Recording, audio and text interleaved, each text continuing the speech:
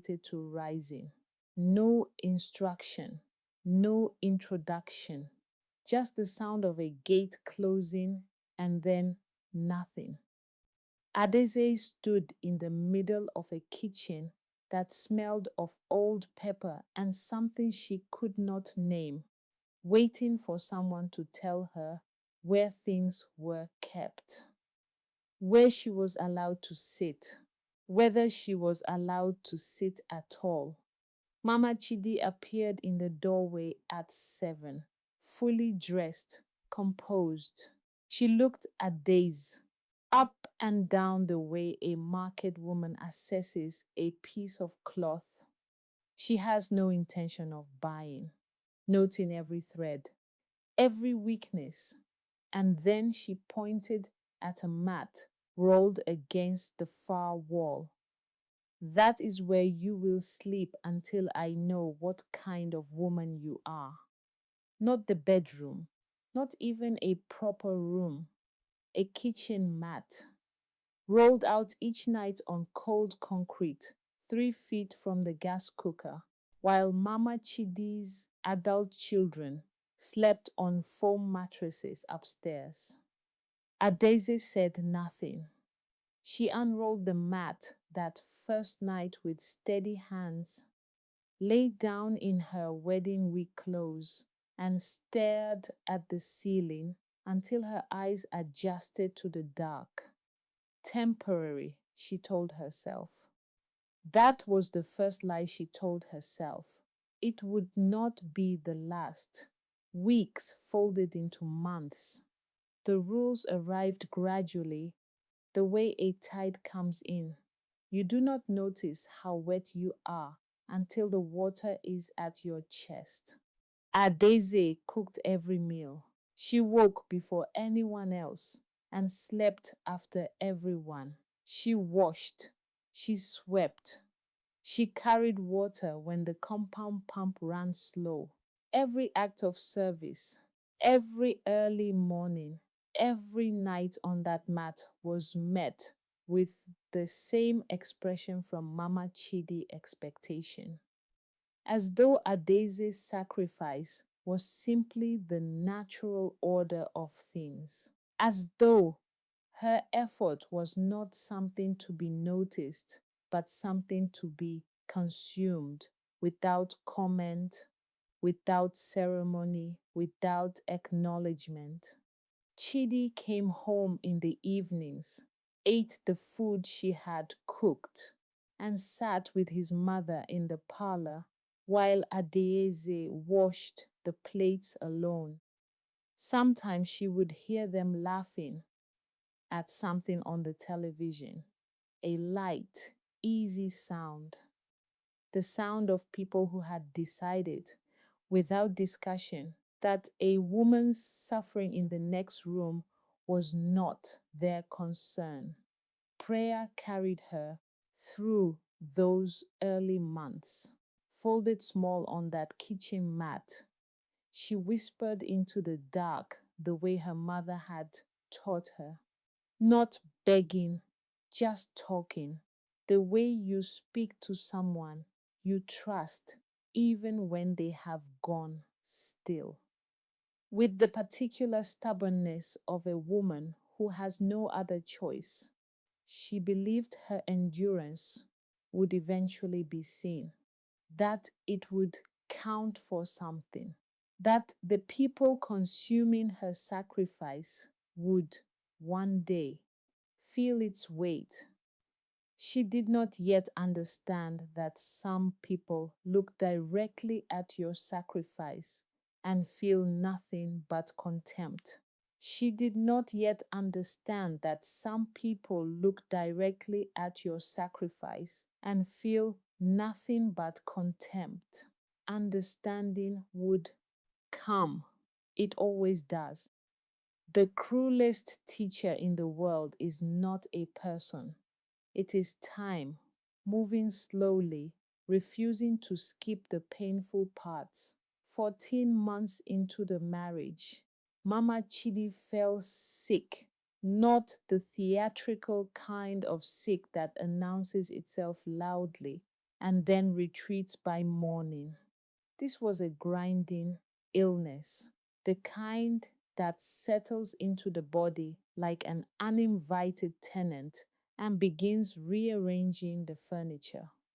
Hospital visits, prescriptions that cost more than the household weekly budget, specialist consultations in a clinic on the other side of town that smelled of antiseptic and old waiting. Chidi contributed what he could, which was less than what was needed, and then he looked at Adaze with the expression she had come to recognize, the one that said, "Handle it." So she did. Adaze had one piece of jewelry left from her mother's house, a pair of small gold earrings, not expensive by any measure that money understands, but weighted with the kind of value that has nothing to do with carats. Her mother had pressed them into her palm on the morning of the wedding, closing Adaze's fingers around them slowly, the way you close a door on something you want to keep safe forever. "Keep these," her mother had said. "No matter what happens in that house, keep these." She sold them on a Tuesday, standing at a jeweler's counter on Lagos Island.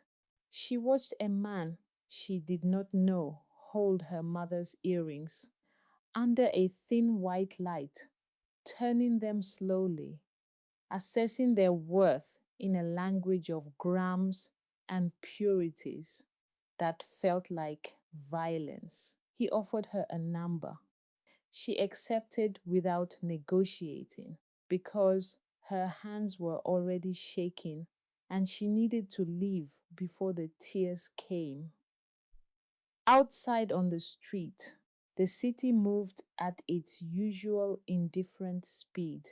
Okadas weaving, traders calling, children running, and Adaeze stood still in the middle of all of it, holding an envelope of cash that had once been the last physical connection to her mother's love.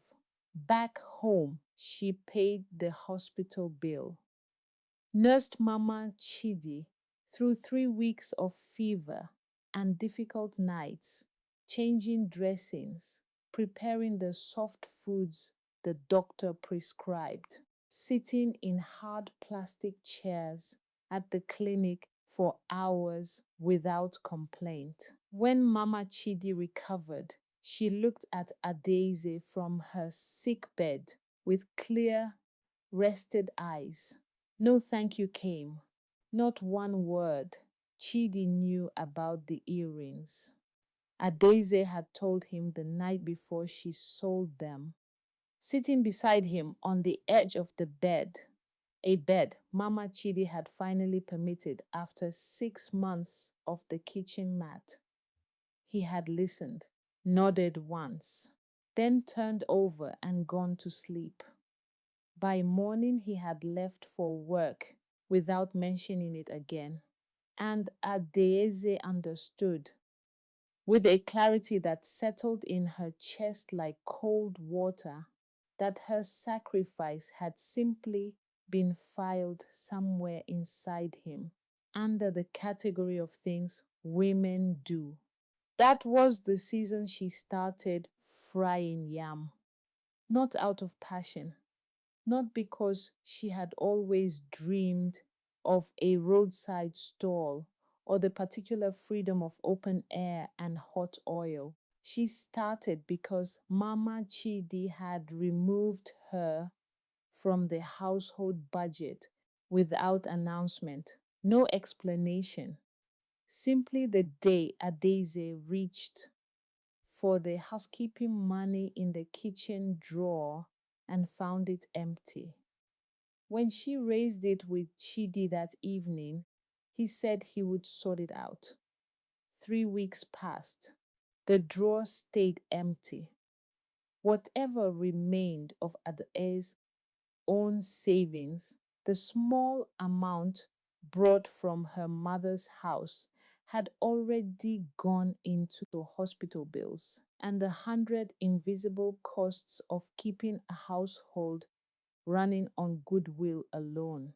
Ngozi was the one who showed her how a round, loud lawing woman from Delta State who had occupied the roadside spot 3 stalls down for 11 years and who possessed the rare gift of minding her own business until the precise moment when minding your own business would be cruel. One morning, she appeared at Adese's gate with a small bag of yam, a bottle of groundnut oil, and the kind of practical kindness that does not ask questions or require explanations. Come, Ngozi said, I will show you. By the end of that first week, Adeze had earned enough to feed herself. By the end of the second, she had a small tin where she kept her earnings folded in cloth. Some days it was barely anything, but every coin in that tin was hers, fully, entirely, without permission, and that fact alone kept something alive in her that the kitchen mat and the empty drawer and the turned back in the dark had been working steadily to extinguish. If this story is already sitting somewhere deep in your chest, if you recognize this kind of silence, this kind of survival, make sure you are subscribed to this channel because where this goes next, you do not want to miss a single moment. At 29 years old, frying yam by a roadside at 5 in the morning, she still thanked God for the oil. What she did not know was that the worst was not behind her. It had not even arrived yet. What she did not know was that the worst was not behind her. It had not even arrived yet. When it finally came, it did not arrive with shouting or broken plate or the dramatic violence of a woman who has lost control. It arrived the way Mama Chidi did everything, without warning, without rush. Smiling, the lie started somewhere a days could not trace, the way most dangerous things do, in a conversation she was not present for, in a room she was not invited into. What she would piece together later, slowly, the way you reconstruct a broken thing from its scattered fragments, was this.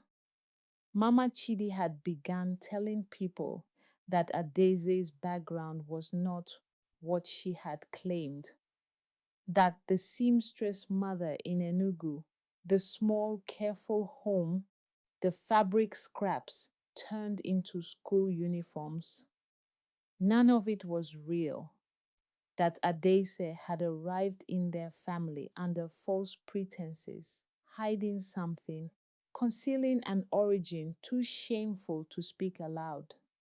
Nobody asked Adese directly. That was the craft of it. The whispers moved through the compound the way smoke moves through a building, not in one dramatic rush, but through every small gap and crack, filling rooms before anyone thought to open a window. Chidi's sister stopped greeting her at the gate. His brother's wife began collecting her own plates from the kitchen before Adeze could serve. Neighbors who had once nodded in passing now found reasons to look elsewhere. Through all of it, Mama Chidi sat in her parlor chair, the good one, with the carved wooden arms, receiving visitors, accepting chin chin from a tray, laughing. at the appropriate moments, performing innocence with the discipline of someone who has rehearsed it for years. 3 weeks, the whispers ran before Adeyes understood their source.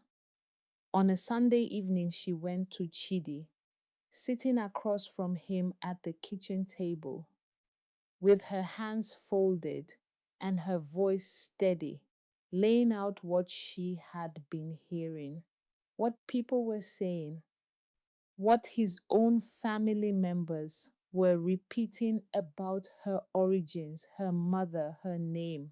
She spoke clearly. She did not cry. Her question, when it came, was simple. Do you believe any of this? Chidi was still for a long time. Then he said, my mother would not lie about something like this. 6 words, delivered without looking up from the table.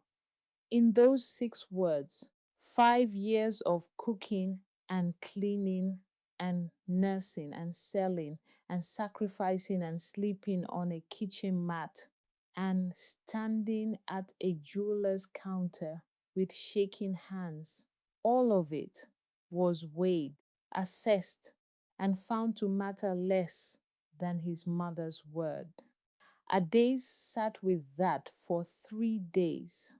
On the fourth morning, she woke at her usual hour, lit the roadside fire, fried the yam, sold what she could, and came home in the afternoon to find her bag on the outside of the gate. Not inside the compound, outside, on the ground, in full view of the street, one bag, the same worn travel bag she had arrived with 5 years earlier, now packed with her clothes, her small Bible, the tin where she kept her earnings, and nothing else. The photographs from her mother's house, gone. The remaining fabric her mother had sent with her, gone. The documents she had kept in the bedroom drawer, gone.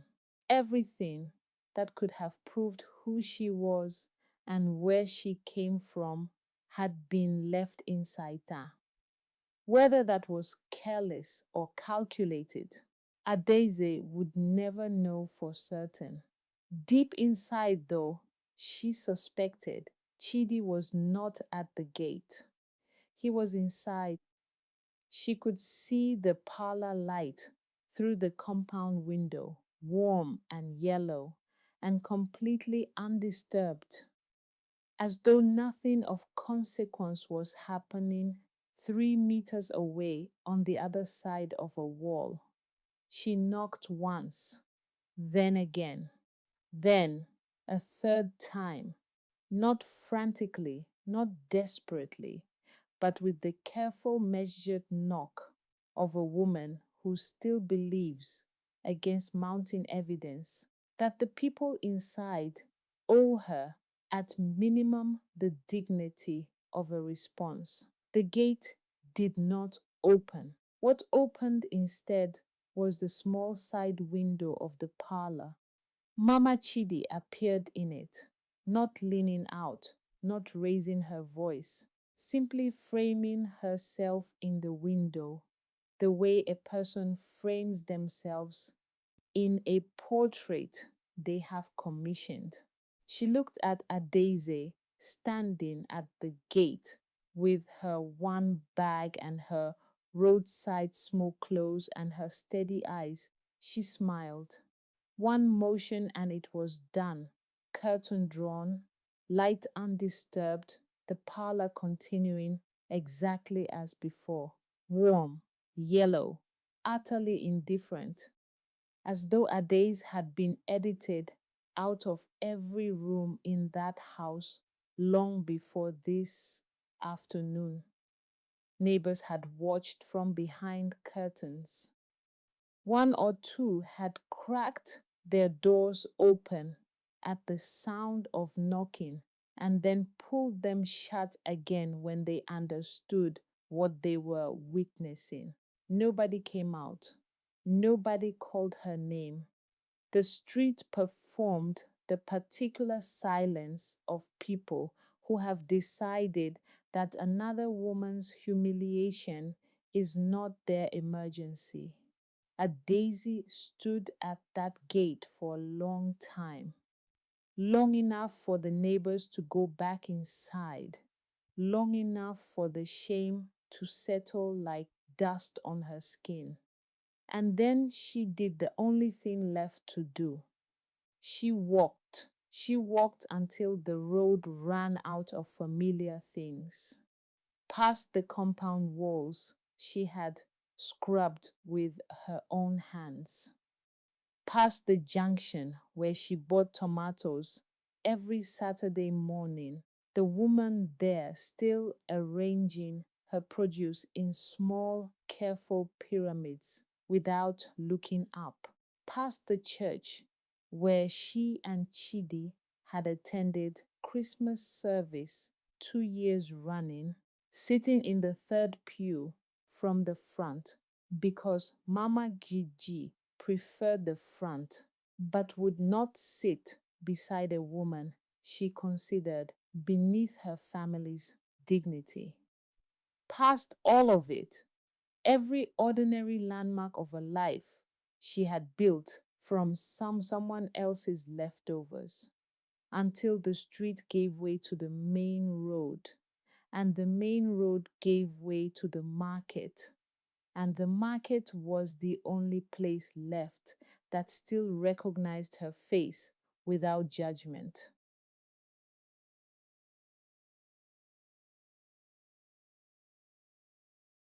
Ngozi saw her coming from 3 stalls away. No questions followed. No dramatic embrace, no loud gasping sympathy that draws a crowd.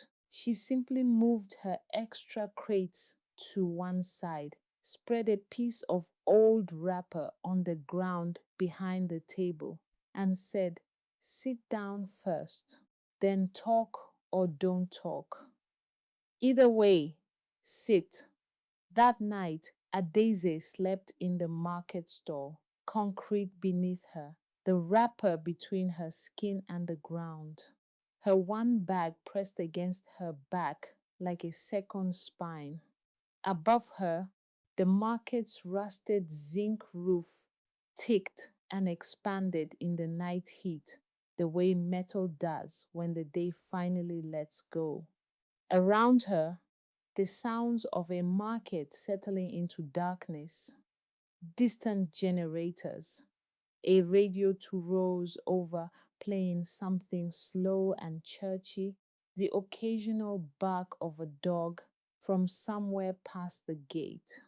She lay still and stared up at the zinc and did the accounting that women in impossible situations always do at 3 in the morning, adding and subtracting, searching the columns for something that balances, finding nothing that does. 5 years.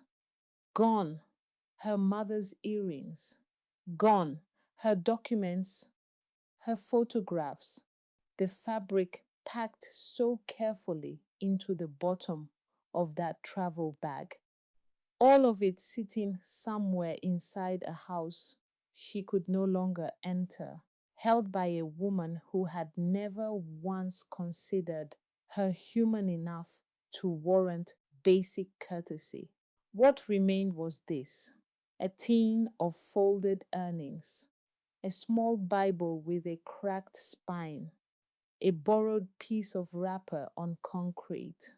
Somewhere beneath the exhaustion and the dust shame and the hollow specific ache of a betrayal that came from the one man who was supposed to be different, somewhere beneath all of that, something Adaeze could not yet name was refusing to go out entirely. Not hope exactly. Too fragile a word for what it was. More like a pilot light. The smallest possible flame. The kind that does not illuminate anything. that produces no warmth you can feel from a distance. Just enough fire to prove the gas had not run out. She held on to that. The following weeks arrived and departed without ceremony. Adeze rebuilt her roadside routine from the ground up, waking before the market, lighting her fire, frying what the tin could afford, selling until the oil ran low. Two of her regular customers stopped coming. Word had moved through the area the way Mama Chidi's words always moved, without a name source. And the story that reached the market was a crooked version of the truth, that she had been sent away, that there had been trouble, that a woman sent away from her husband's house must have done something to deserve it. Women who have done nothing wrong are sent away from houses every day. The street does not stop to ask why.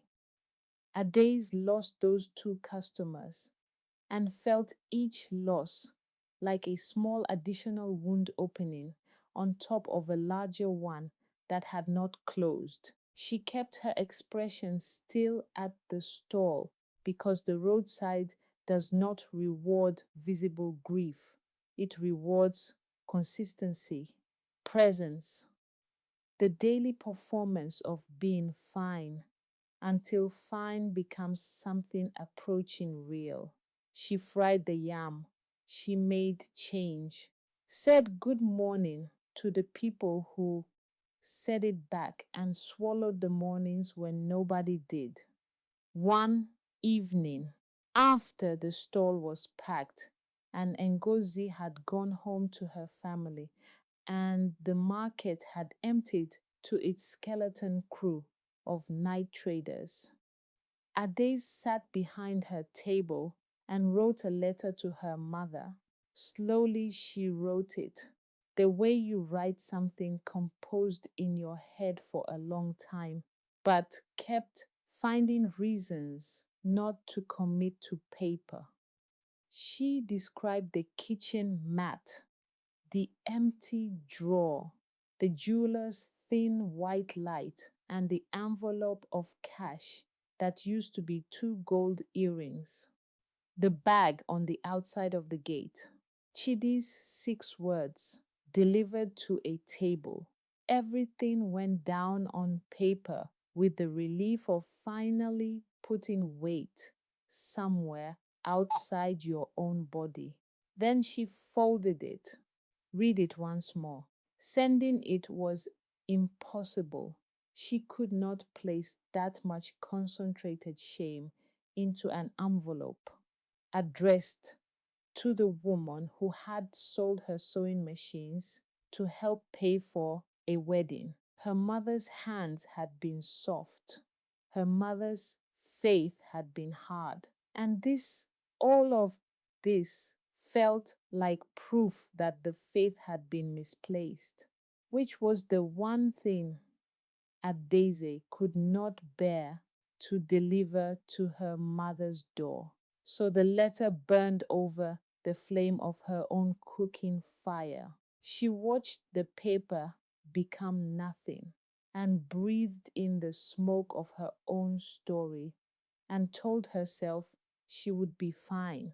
Almost she believed it. Almost. Not yet. Because the day she finally sat behind a cold pan and stared at the unlit fire and genuinely considered whether any of this was worth continuing, that day arrived on a Tuesday in the 3rd week when the tin was nearly empty and 2 more customers had not returned and the zinc roof had leaked in the night and everything she owned was slightly damp and smelled of market rain. 40 minutes she sat in front of that cold pan. Then Gozi appeared from around the corner of the stall.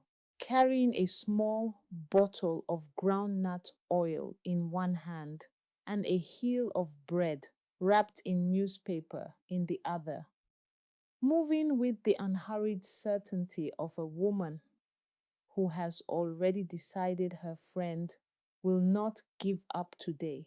Setting the oil down beside the pan, she tore the bread in half, sat down next to Adeze on the bench without a word.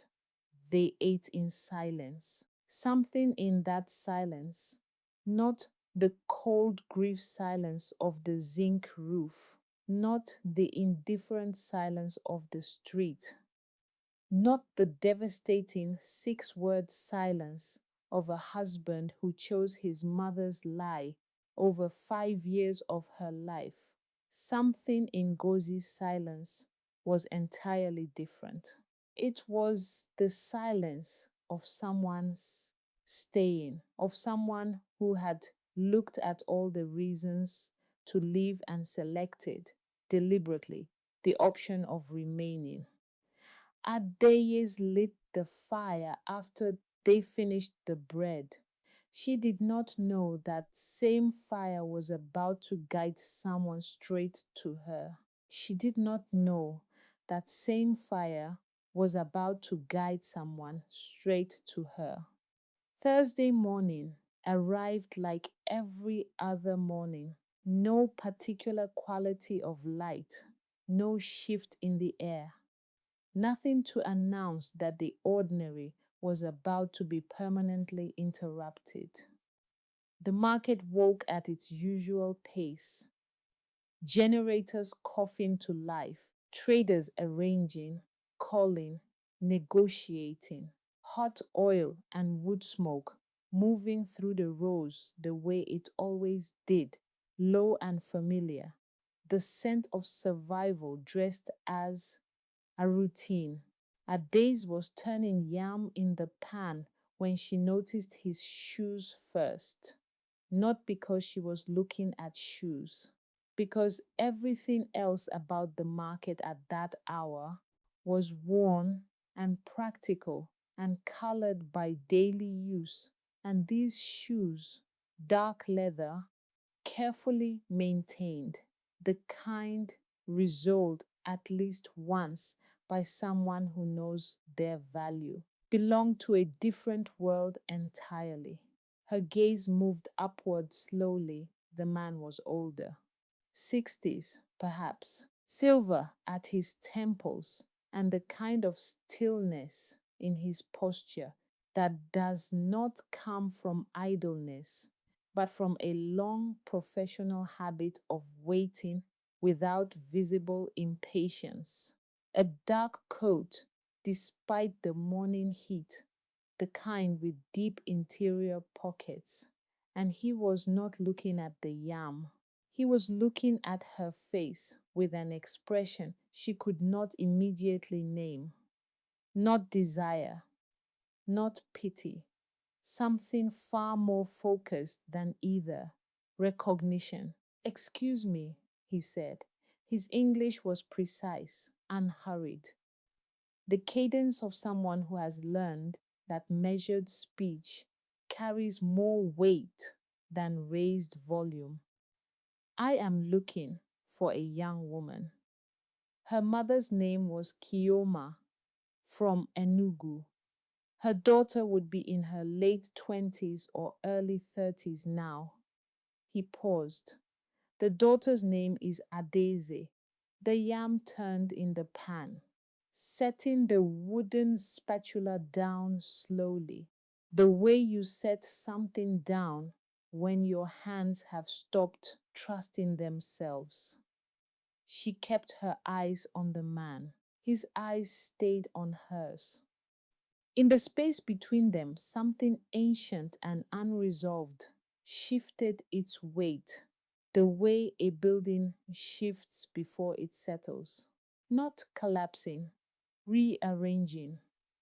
"I am a daze," she said. He reached into the interior pocket of his coat, withdrew a folded envelope. From inside it, he produced a photograph. worn at the edges. The color faded the way photographs fade when they have spent years moving between hands and drawers and coat pockets without ever finding a permanent home. He held it out to her. A young woman stood in the image, early 20s, dressed in a blue Ankara blouse, standing in front of a building Adeze did not recognize, smiling at whoever was behind the camera with the ease of someone who feels completely, unconditionally safe. 3 full seconds passed before Adeze understood what she was seeing. Her mother, young, before the sewing machines and the school uniforms and the hard faith pressed into a daughter's palm on a wedding morning. Beside her mother stood a man, tall, broad shouldered, a stillness in his posture that Adeze recognized the way you recognize a handwriting you did not know you had memorized. She had never seen this face in her life. Yet something in the angle of his jaw, the precise calm of his hands at his sides, felt like looking at a reflection of something she already carried inside her.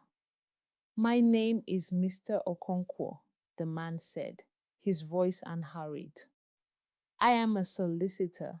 3 years I have been searching for you.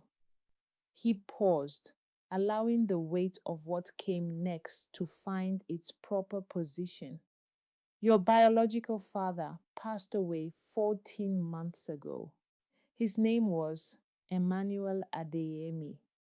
He was a man of considerable means, land holdings in 3 states, a property in Abuja, accounts that have been in probate since his passing. He let one beat of silence pass. You are his only named heir.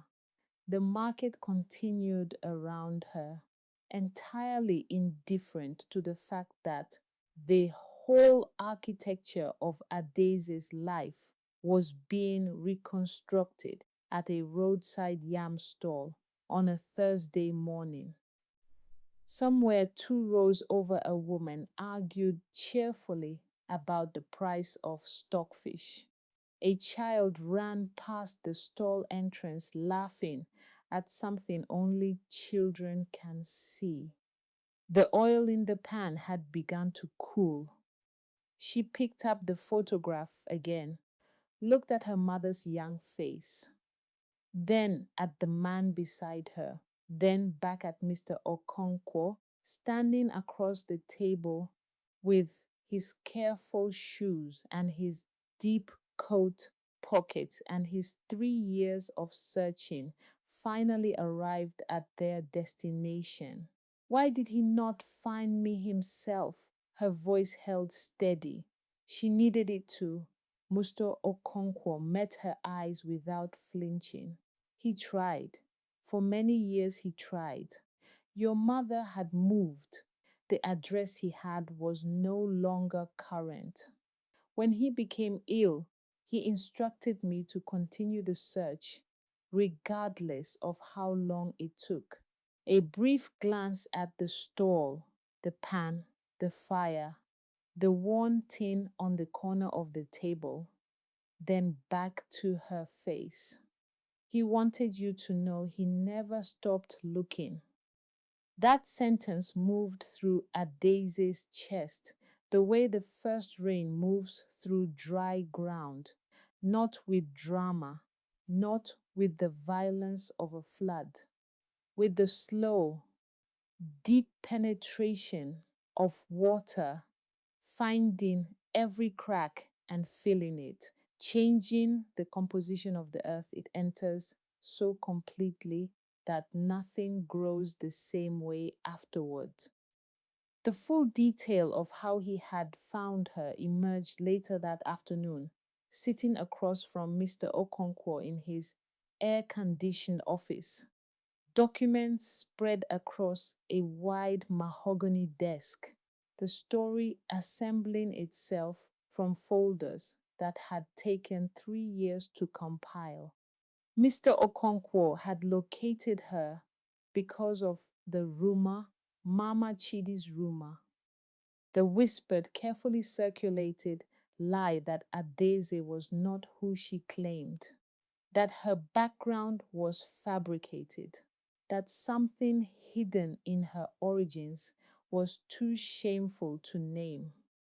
That lie, spread with such deliberate precision through the compound and the street and the neighboring households, had reached, by the particular traveling logic of gossip, a woman who knew a man who had once worked with someone who remembered a solicitor asking questions about a young woman from Enugu whose mother's name was Kioma.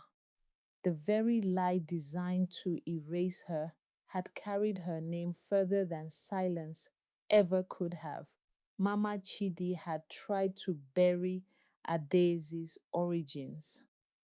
What she had done instead was broadcast them, had taken the one piece of information a searching solicitor needed and distributed it freely across every network that could have delivered it to the right ears.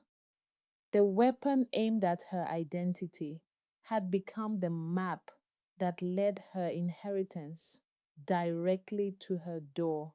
At the end of the afternoon meeting, Mr. Okonkwo closed his briefcase. He looked at her hands, oil-stained, cracked, still carrying the warmth of the morning fire. And before she stood to leave, he said one final thing. Your father wanted you to know he never stopped looking. She did not cry, not yet. She just held the photograph and let the whole 5 years rearrange themselves inside her chest. She did not cry in Mr. Okonkwo's office, alone behind her market stall, after the last trader had packed up and the generators had wound down and the market had settled into the particular stillness of a place that has held a great deal of human activity and is now simply resting. That was where the tears finally came. She wept the way women weep when nobody is watching. Not the careful, contained tears of public grief, but something older and deeper and less disciplined. The kind of crying that has been waiting in the body for years, stored in the chest and the throat and the small bones behind the eyes, accumulating the way water accumulates behind a dam, never built to hold this much. For the kitchen mat, she cried, for the earrings, for the letter burned over the cooking fire, and the photographs taken from her travel bag, and the 6 words delivered to a table without eye contact. For 5 years of cooking and carrying and enduring and being found insufficient regardless. For her mother, who deserved a different letter, not the one full of shame, but a version full of truth. The truth that her daughter had survived everything thrown at her and come out the other side, holding a photograph of her own history.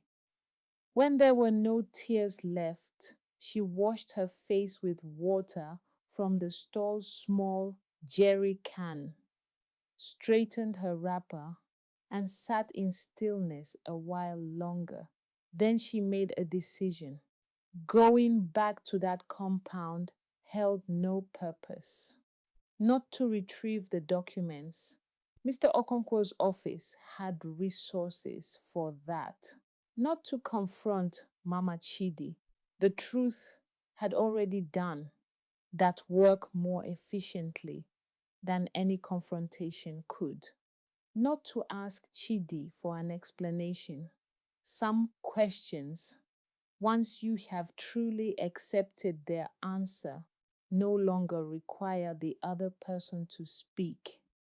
Forward was the only direction, directly, without ceremony.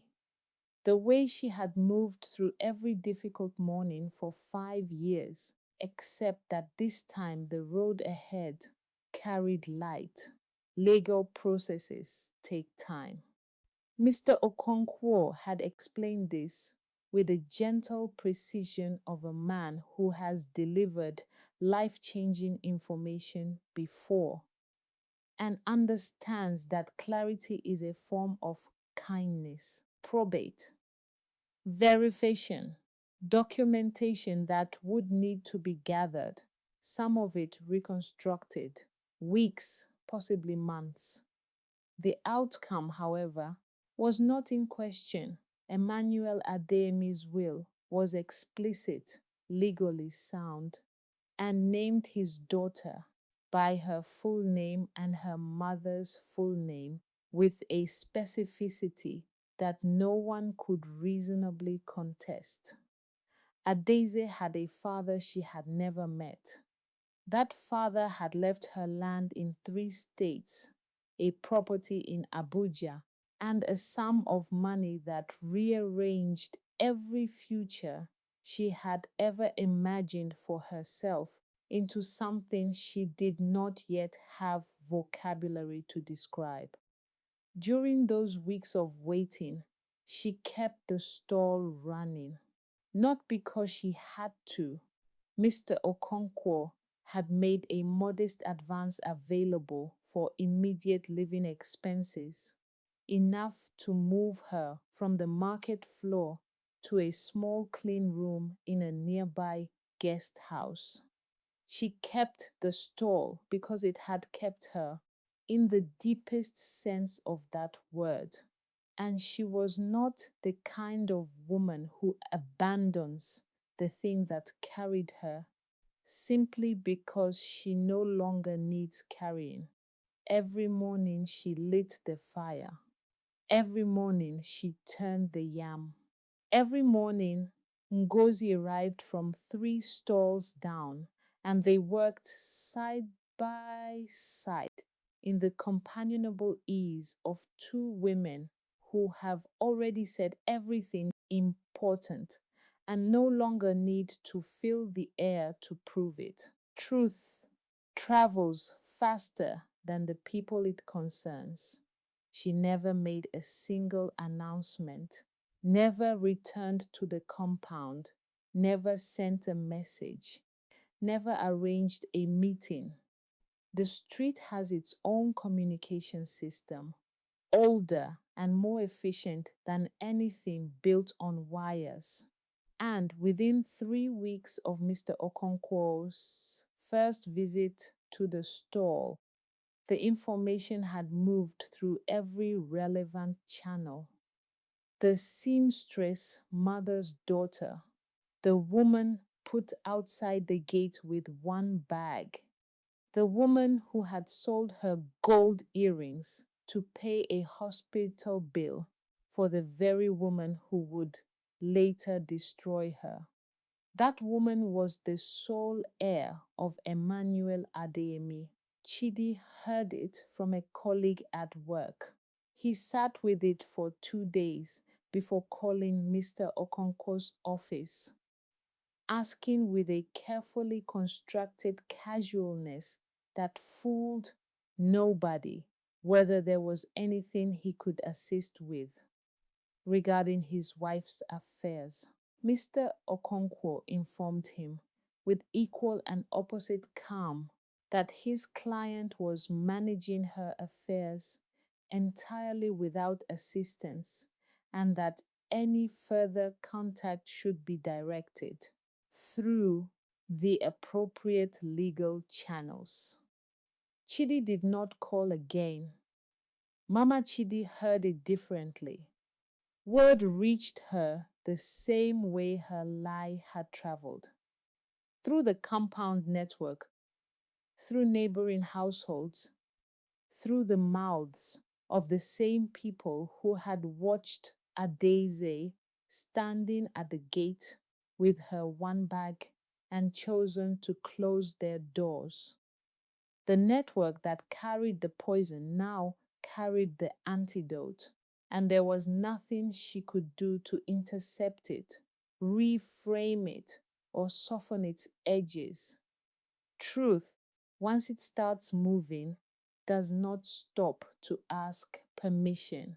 Sitting in her good chair, the one with the carved wooden arms, she understood, perhaps for the first time, the precise cost of what she had done. Not to Adaize.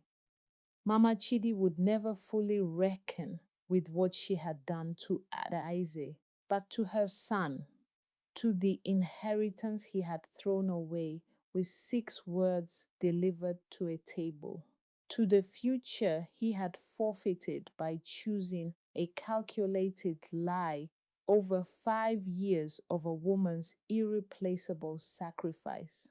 That understanding was its own justice, delivered without a witness, requiring none. On the last morning before Adeze left the market for good, the paperwork finalized, the property in Abuja ready to receive her, a life whose full dimensions she had not yet learned, waiting on the other side of a journey. She rose at her usual hour, lit her fire, fried one final batch of yam. Then she walked 3 stalls down. Gozi was already at her table, arranging her produce in the morning half light, and she looked up at the sound of Adese's footsteps with the expression of a woman who already knows what is coming and has decided how she will receive it. Adiye set down a small wrapped parcel. Inside it, a new bottle of groundnut oil, a piece of good Ankara fabric, and an envelope. Ngozi opened her mouth. Adeze shook her head. You showed me how, Adeze said.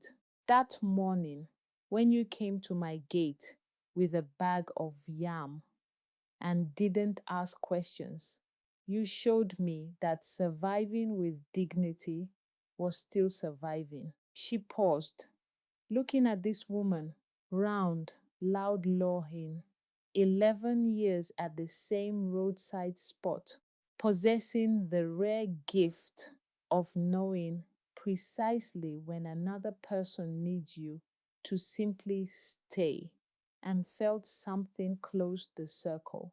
I am not leaving because I won. I am leaving because you helped me remember I was worth something before any of this. Ngozi said nothing for a moment. Then she pulled Adieze into a brief, fierce embrace, strong enough to say everything, short enough to let her go. Adieze walked back to her stall, packed the last of her things into the worn travel bag, the same one that had sat outside a gate on a bright afternoon while neighbors watched from behind curtains. She lifted it onto her shoulder. Look at the fire she had kept burning for so long, now dying down to its last coals on their own natural schedule. Unhurried, finished. She did not put it out. She let it burn to its end. Then she turned and walked toward a life that had been waiting for her longer than she had known. What they tried to bury about her became the very thing that found her. Every lie told against her name had carried that name further than her own voice could have reached.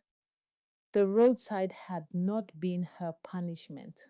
It had been her preservation, the place that kept her visible, kept her present, kept the fire lit long enough for the right person to find it. She did not rise loudly. She rose completely. Every woman who has ever been underestimated knows this feeling. The ones who cooked and carried and endured and were mistaken for weak simply because they did not break loudly. A Daisy's story did not end at that gate. It began there, at the lowest, most stripped moment, because that is where the truth finally had enough room to find her. Share this video with a woman who needs to hear it today, not tomorrow, today. Because somewhere right now, a woman is sitting in front of a cold pan deciding whether any of it is worth continuing. Tell her it is. Silent Rise Stories. We do not just tell stories, we return women to themselves.